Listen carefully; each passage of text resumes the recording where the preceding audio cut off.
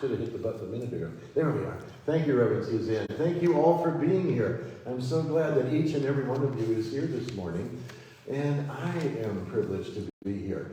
I want to thank Rex for making us sound good. I want to thank Holly for greeting us. I want to thank Jennifer and Stephanie. And thank you for listening to your divine guidance this morning and bringing that CD. This stuff really works. And we always have clean examples of that, clear examples of that. And I especially want to thank Reverend Suzanne. I want to thank Reverend Suzanne and the decision makers of this community for allowing me to be here this morning. I consider this quite a privilege. And as Reverend Suzanne mentioned, Reverend Maggie's last Sunday will be next Sunday. And I just want to mention that Reverend Suzanne has for years done over the top, more than anybody could have possibly expected for this spiritual community. Thank you for that. And now she has agreed to step up and be what we call our bridge minister, to be acting as our senior minister until we have another senior minister. And so thank you once again for stepping up and doing that. It's we appreciate you so much. And speaking of that, we can all do what we can to support Reverend Suzanne. I hope you know that you can call on me at any time, anything I can do for this community. And I'm reminded of a quote that some of you of a certain age will remember who I'm plagiarizing here, when I say, ask not what your spiritual community can do for you, but rather ask what you can do for your spiritual community. Ask Reverend Suzanne, what can I do? This is the day the Lord hath made, and I rejoice. Let us rejoice and be glad in it. That's the way I learned it in Sunday school. And some of you are familiar with that term. Well, I'm all about affirmations. I'm all about the power of the mind as described in Ernest Holmes' great work, The Science of Mind. And so I thought about a way to maybe even tweak that a little bit. And now the way I say it is, this is the day the Lord has made, and I choose to rejoice and be glad in it. Would you say that with me? This is the day the Lord has made, and I choose to rejoice and be glad in it. Notice how that feels. Imagine using the power of the mind and the power of the Spirit of God within us to start the day with that each day. Imagine, even before coffee, imagine if you started the day with that affirmation. What kind of a day would you expect to follow that? What kind of miracles would happen? The Bible says, as a man thinketh, so is he. Today we would say, as a person thinketh, so they are. This Bible is a red letter version, and some of you aren't familiar with that. I love the red letter version because the quotes of Jesus, the Christ, are in red ink. And my aspiration, as considering myself a Christian, is to want to be Christ-like, is to want to, you know, the phrase, what would Jesus do? Well, I think that really matters. I think that really helps me at times. So I love the red letter version. There's two books in one. There's the Old Testament and the New Testament. And the Old Testament is, one of my Catholic bishop friends calls it the Jewish history book. And the Old Testament is the Jewish history book. Who begat whom and where, the slavery and all that stuff. And the God of the Old Testament is referred to as Yahweh. English translation, Jehovah. That was about as close as I could get. So Yahweh was this punishing God. He was vengeful and wrathful. And, oh, man. And so my ancestors, my Christian ancestors, were proud to be God-fearing people. And who wouldn't fear such a God? Well, there's another book in here called the New Testament, and that's referred to as the gospel. And the word gospel literally means good news. And in the gospel, there's these stories, these teaching stories from Jesus and his disciples and his, that other word, and parables, wonderful teaching stories. And this book, along with this book, The Science of Mind, are great teaching books, and I encourage you to read them. Now, I know this is a great big book with a lot of words in it, and so is that book, has a lot of words in it. And there's going to be concepts in here and ideas that I might not be familiar with, that I might need to study on. Please don't let that deter you. Please, just give yourself a treat. Read 1 or 2 pages of this book and that book. Just 1 or 2 pages a day. It will help you to understand the workings of your mind. And your mind is the most powerful tool anybody ever heard of. I'll explain that a little bit later, but I'm not talking about the brain. The brain is an organ, and the brain can be seen on any anatomical chart. And scientists are having so much fun today trying to figure out how the brain works and how the different sections work, and then they discovered, oh, that was wrong, it's over here. And it's fun to watch us evolve as learning humans, learning how nature has always been working. Not talking about the brain, talking about the mind. The mind you will never see on any anatomical chart, because the mind is not anywhere, the mind is everywhere. Does that sound familiar? The Spirit of God is not anywhere, the Spirit of God is everywhere. So each of us has a relationship with our mind and the very real presence inside of each and every one of us of the presence of God. Oh, we set our minds in motion. We have free will as human beings, and so we get to set our mind in motion. We can set our mind in motion towards fear and lack. Just watch the news, right? We also have choice, and I love the word choice and choose. We get to choose to set our mind in another direction. Using our intentions and our affirmations, we can set the mind in the direction of peace, joy, happiness, freedom. Freedom. So important to human beings that many bloody wars have been fought in the name of freedom, haven't they? You have it within you. You have your freedom within you, with that God presence in you and with the power of your mind. Now, sometimes my mind is not always joyful. Sometimes my thoughts are not always blissful. Sometimes could be a neighbor, could be a beloved relative, could be the driver of that other car. It could be me, the driver of that other car for you. It could be. So what do I do? What can I do to change my mind when it's not happy? And I want it to be more divine, more enlightened, more happy, more the way I want it to be. Well, as I told you before, I love affirmations, so here's one. I am God's precious, beloved child. I want you to say that with me as we emphasize each word. I am God's precious, beloved child. I am God's precious, beloved child. I am God's precious, beloved child. I am God's precious, beloved child. I am God's precious, beloved child.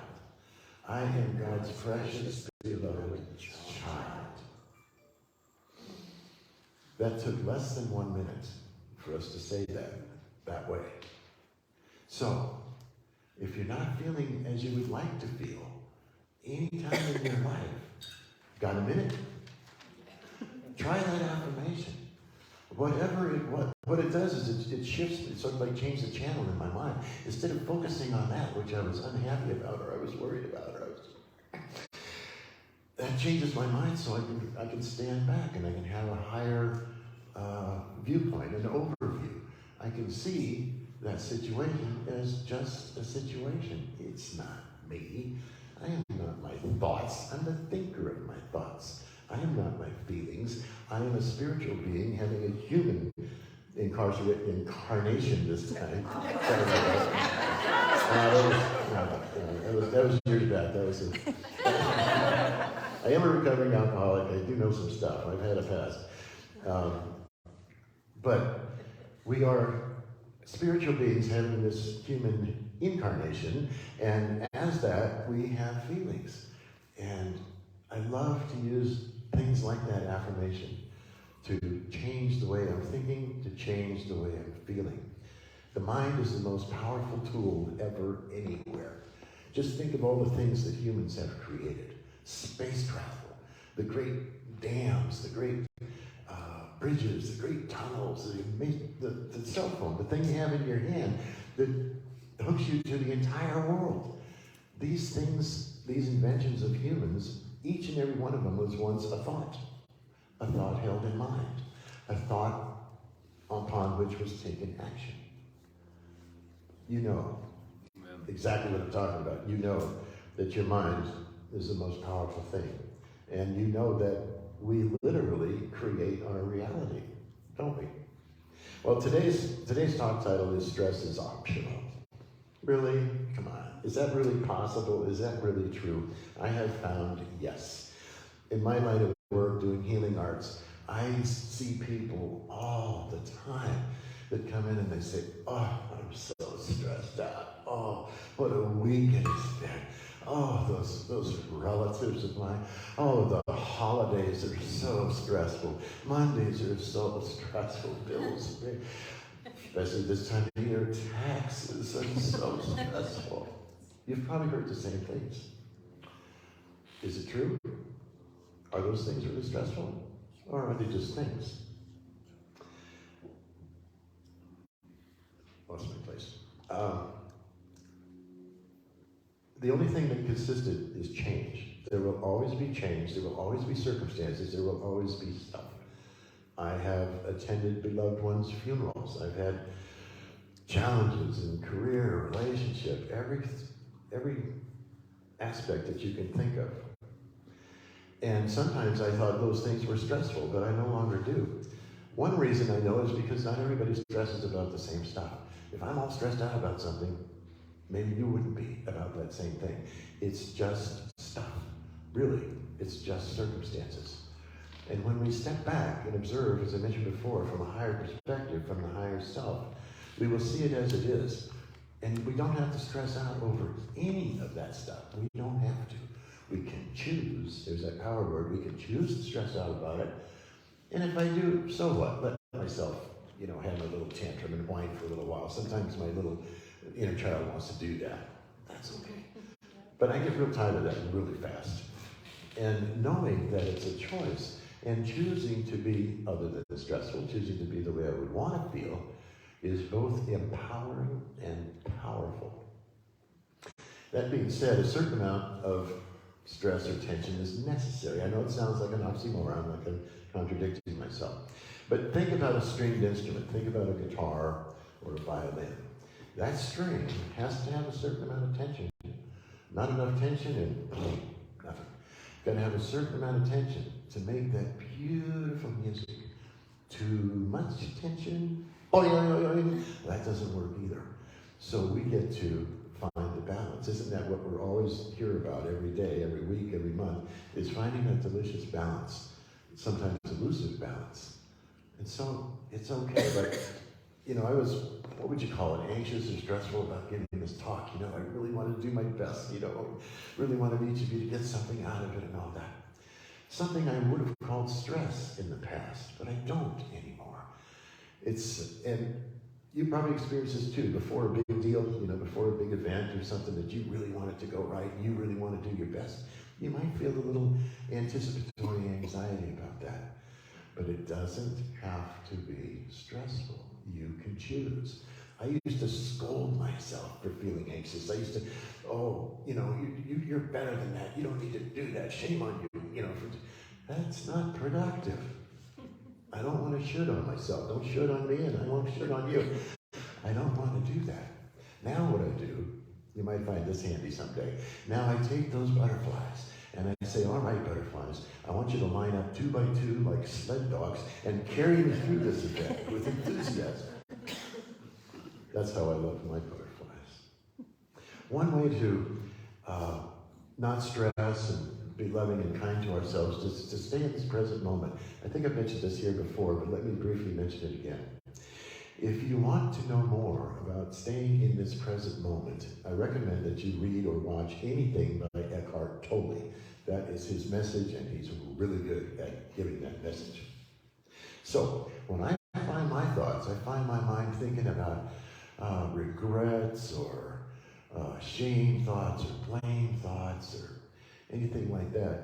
Where am I? I'm over in the past, aren't I? I'm dwelling in the past. When I find my mind anxious, worried about the future, the outcome, fearful, I'm off in the future, aren't I? What's that saying? The past is ancient history, the future is but a mystery. But today is such a precious gift that we call it the present. So enjoy your present. Amen. So, Amen. and one way I do that is I can just take a breath and look around. When I take a breath and I decide to be here now, I am safe in this moment. All is well in this moment. I have everything I need to survive in this moment. It's okay, little Mark. It's okay to be in this present moment. Okay. And in this present moment is the only place and time we're ever truly alive. And this is where our freedom lies. I do another thing, and I call it minding the mind. When and I have a little analogy that you might think is kind of cute. By the way, Steve, thanks for the tie. And Steve told me this was good enough to put in a talk, so I will. So, I've got these great intentions, and I've got this great power, and I've got all these abilities and all this potential. But sometimes my mind gets in my way and I trip over it. What do I do then? How do I change my mind? How do I change my perspective? My analogy that helps me is it's like having a little puppy. If you have a little new puppy in your home, the little puppy's going to have accidents. It's going to happen. Now, what do we do when that little puppy has accidents? Do we scold the puppy? Do we blame the puppy? Do we punish the puppy? Do we kick the puppy? Of course, I hope we don't. But what we do instead is we take that beloved little precious puppy and we pick it up, maybe nose in it, make sure the nose, that's not right. Put it on the paper. Good dog. Does that take care of it? Once and for all? Usually not. Just like my thinking. Usually the first time I say to do it right, doesn't always work. So what I do is I try and be gentle with myself, like the little puppy. I tell my mind, that's not where you want to go. Give yourself that 1 minute affirmation and go where you do want to go. Little puppy, back on the paper. Oops, accident. Little puppy, back on the paper. Good dog. Eventually, the puppy will use the paper in almost every case. And then you can move the paper outside. Puppy's housebroken. Your floors and your carpets are safe. I can do that with my mind. I can choose to be safe in here with my thoughts. Now, when I fall off of my intention, or this doesn't work out, I need to remind myself of that puppy and not scold myself, not shame or blame myself. You know better. You shouldn't have done it. Whoa. Gently. Okay, Mark. Let's gently pick yourself up and put yourself back on track. So I hope you like that analogy. And let's have no shame. Let's have no regrets, because we are always making progress. You are making progress daily, and you will manifest the desired results.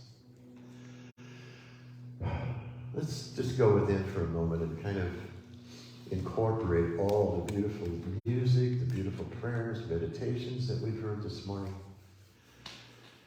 As I give thanks, as we give thanks for this beautiful day that the Lord has made, we choose to rejoice and be glad in it. We give thanks for our bodies, the miracle healing machines of our bodies. We give thanks for the knowledge to treat ourselves well, emotionally, physically, spiritually, in every way. We give thanks for this spiritual community. Thank God we are here together, supporting each other and loving each other on our journey. And I'd like to close with a quote from Ernest Holmes. It sounds like a prayer to me. Ernest taught this: I live in the faith that there is a presence and power greater than I am that nurtures and supports me in ways I could not even imagine. I know that this presence, this all-knowing, all-power, and I know it is always right where I am. Namaste. Thank you.